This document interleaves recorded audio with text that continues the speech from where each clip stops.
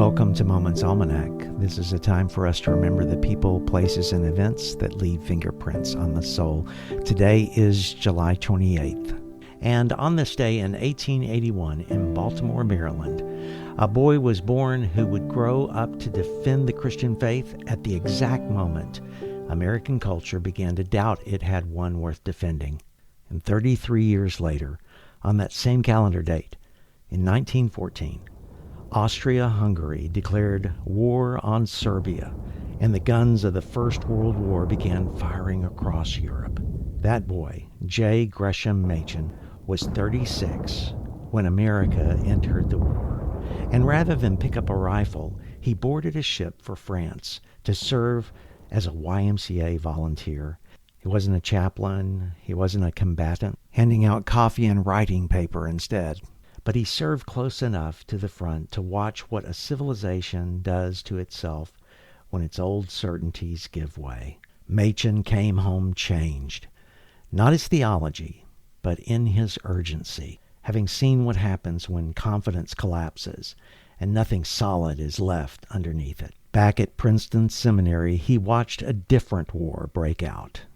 Not fought with artillery, but sermons and seminary faculties.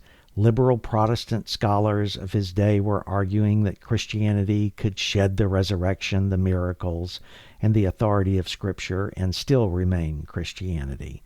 In 1923, Machen answered them with a book called Christianity and Liberalism, and his argument was startlingly simple. Liberal theology, he said, was not a modern update to the Christian religion, but a different religion wearing the same familiar words.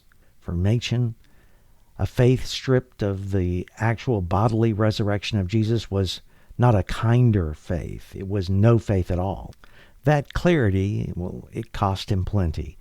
And the Presbyterian Church stripped him of his ministerial credentials in the 1930s for insisting that doctrine still mattered. But rather than just give up, Machen and a few of his allies founded a new seminary, then a magazine, and then a denomination, so the historic faith would have somewhere solid to stand. So here's the thread of these two stories, if you didn't catch the synchronicity.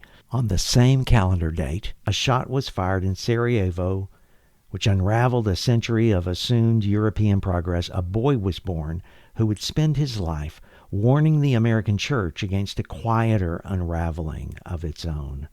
The First World War would leave some 16 million people dead, whole empires erased, and a generation wondering how the modern world they trusted could have torn itself apart so completely. Machen spent his career insisting that the church's confidence had to rest on something other than the shifting opinions of the age, because if it didn't, it would collapse right along with everything else.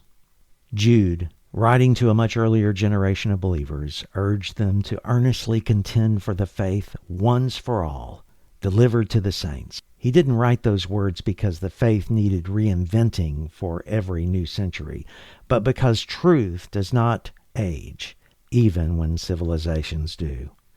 Machen was, by his own admission, and everyone else's, sharp-tongued and not always easy to work with. It's worth saying, since this podcast has no interest in plastered saints. He was, instead, a sinner redeemed by grace, who happened to be right about something enormous at the moment, when almost no one else wanted to hear it.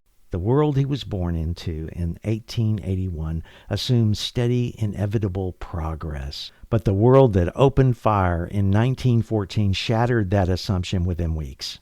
Our generation has found new ways to wound itself.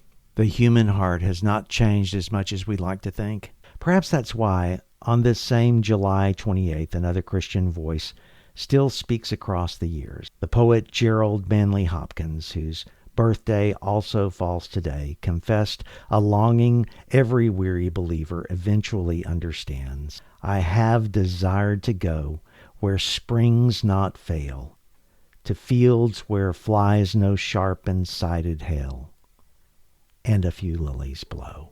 After all the wars, the arguments, the disappointments, and the shattered certainties of this world, Every Christian is still looking for that country whose builder and maker is God, a homeland where death has spent its final breath and Christ himself is the everlasting light. No matter the century, the temptation is still the same one that Machen faced, to assume the ground beneath your feet is more solid than it actually is, right up until it isn't. And so July 28th ends with that caveat. Hope you'll join me tomorrow. Until then, take heart, notice the scattered moments, and share the grace.